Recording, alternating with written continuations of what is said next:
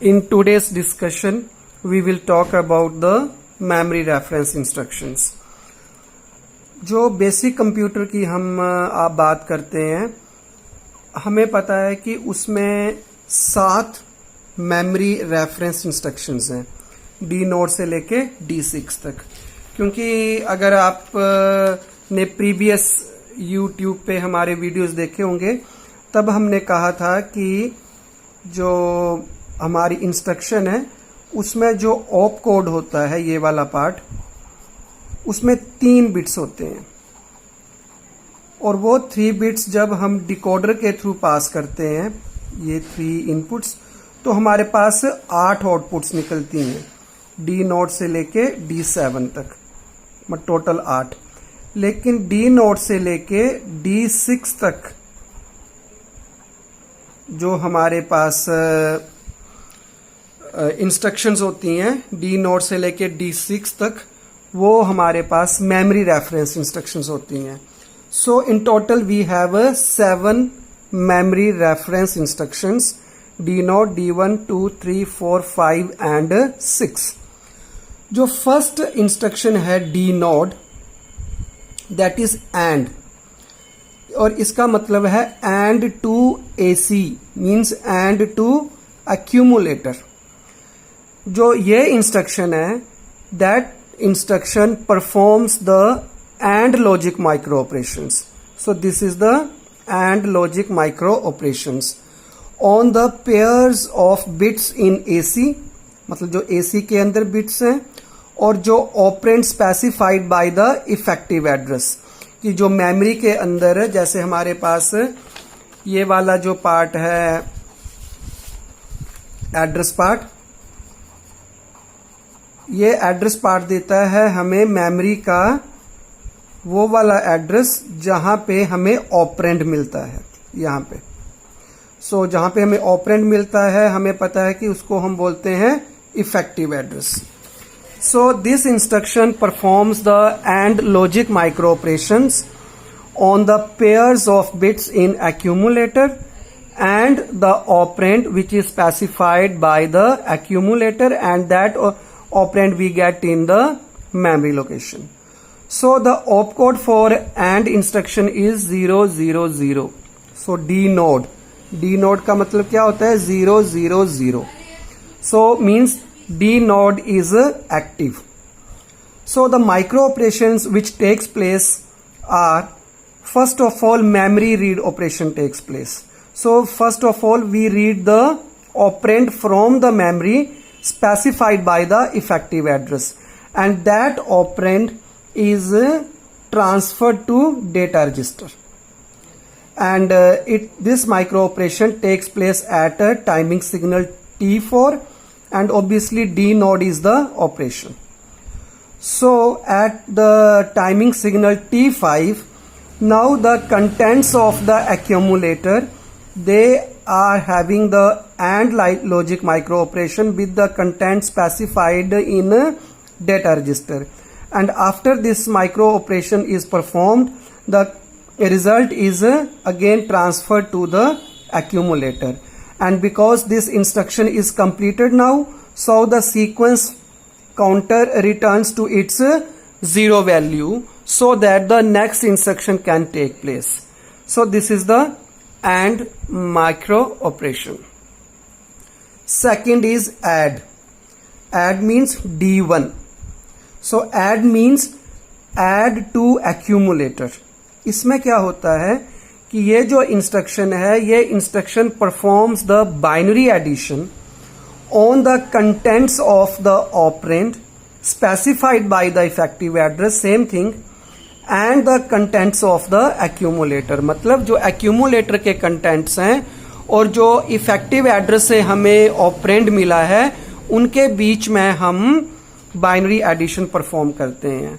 The result is transferred back to the accumulator, and if the output carry is there, C out, it is transferred to the E flip flop. E flip flop is actually the extended accumulator flip flop. हमें पता है कि जो accumulator है that is a 16 bit, and if there is carry, it means if there is 17th bit, then that extra carry is transferred to the E flip-flop, which is also known as a extended accumulator flip-flop. So the opcode for add micro instruction is 001. So D1 means 001. Means D1 is active. So the micro operations that takes place is D1 is the operation, T4 is the timing signal. Again, same thing happens, that we read the operand of the memory. Operand from the memory we read, and we transfer that operand to the data register. And at T5, the contents of the accumulator and the contents of the data register, they are binary added, and the result is transferred to the accumulator. And if there is a carry C out, that carry is transferred to the E flip-flop. And when this add instruction is completed, the sequence counter returns to 0. So this is the add operation and how it performs. Now comes the third instruction. Third instruction is LDA. LDA means LD का मतलब load and A का मतलब accumulator. So whenever we talk about load, it means some contents are being transferred to the register. मतलब जब भी हम load की बात करें तो इसका मतलब कंटेंट्स किसी रजिस्टर के अंदर जाके they are being loaded over there. So load to accumulator, and this is D2 operation that we are performing. So this instruction transfer the contents specified by the effective address to the accumulator. So जो भी हमारे पास effective address आएगा जिसके corresponding हमें कोई operand मिलेगा, वो operand हम एक्यूमुलेटर में लोड कर देंगे. So the opcode for LDA is 010 because this is D2. So D2 means 010 because D2 is active, and the micro operation that perform is D2 is the opcode, T4 is the timing signal. So first of all we read the operand, means we go to that location which is specified by the effective address. From there the memory is read and that operand is transferred to the data register. And after T4, T5 timing signal is activated, and at this timing signal the contents of DR are transferred to the accumulator, and sequence counter की value को हम क्या कर देते हैं 0, so that the next instruction can take place. Now the fourth operation in memory reference is STA. ST का मतलब store, A का मतलब accumulator. स्टोर accumulator, इसका मतलब क्या होता है कि जब भी हम स्टोर की बात करें तो इसका मतलब we are keeping the contents into the memory location. तो इनके बीच में ये डिफरेंस है. Whenever we talk about load, it means we are keeping the content in register, and when we talk about store, it means we are keeping the contents in the memory. So store accumulator का क्या मतलब है? This is D3 operation. This instruction stores the contents of the accumulator in the memory location specified by the effective address. की जो हमें effective address मिला है उस हम लोकेशन पे जाएंगे मेमोरी की, और वहां पे हम जो भी accumulator के अंदर कंटेंट्स हैं उन कंटेंट्स को हम उस मेमोरी लोकेशन में स्टोर कर देंगे. So the opcode for STA is D3. It means it is 011. It means D3 is active. And the micro operation that takes place, only one micro operation, no T5 signal here is used. We go to the accumulator we get the contents of the accumulator and those contents are directly transferred to the memory which is specified by some effective address, and again the sequence counter is back to 0 so that the next instruction can take place. अब जैसे कि आपको याद होगा कि जब हमने common बस की थी तो कॉमन बस में हमारे पास यहाँ पे मेमोरी है, मान लीजिए यहाँ पे हमारे पास कोई एड्रेस रजिस्टर है. Address register can assess the memory directly and memory can put it's data on the common बस. ओके, मान लो यहाँ पे हमारे पास कोई वो है अपना प्रोग्राम काउंटर, और ऐसे ही हमारे पास एक यहाँ पे आपको पता है यहाँ पे हमारे पास एक एक्यूमुलेटर है, ठीक है ना. तो जो और ये हमारे पास कॉमन बस है ऐसे.